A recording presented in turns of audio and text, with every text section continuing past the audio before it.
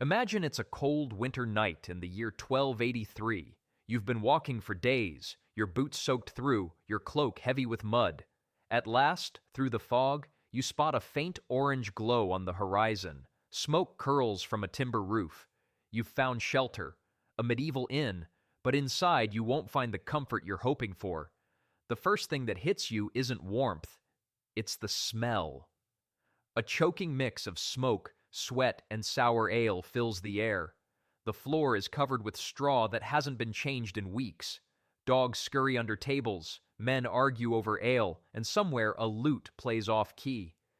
This was the medieval traveler's refuge, a place of food, drink, gossip, and danger.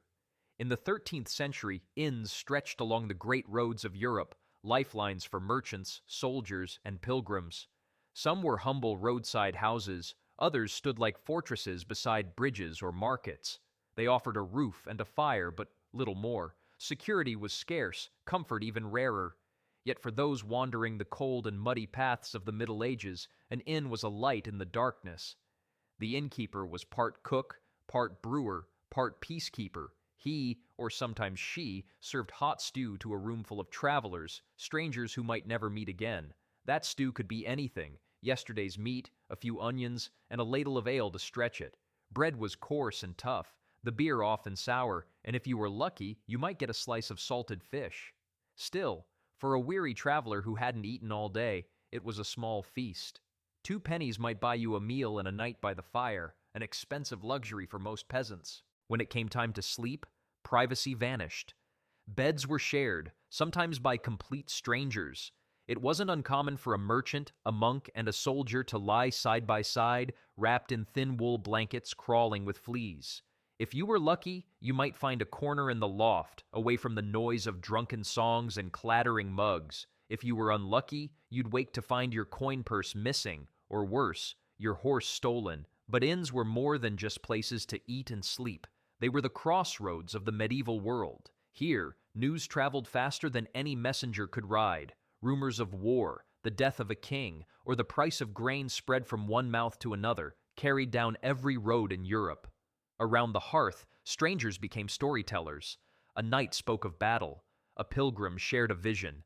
A minstrel sang of love lost in faraway lands. And for a few hours, the cold world outside disappeared. Of course, danger always lurked nearby. Thieves and spies moved among honest travelers. There's a record from 1289 in York.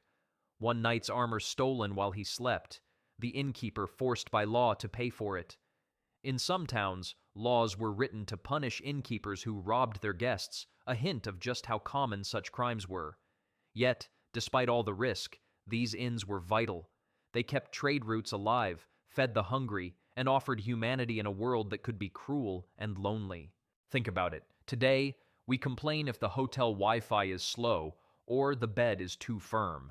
In the Middle Ages, you prayed the roof didn't leak and the stew didn't make you sick. But those smoky, crowded inns built the foundations of travel as we know it.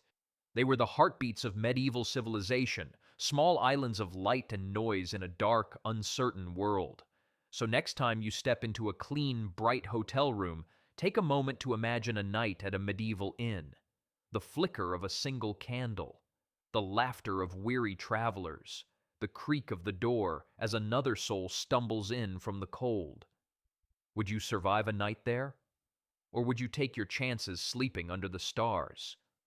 If you enjoyed this glimpse into the rougher side of medieval life, make sure to subscribe to Medieval Uncovered and join us as we reveal more forgotten corners of the Middle Ages, where history isn't just told, it's uncovered.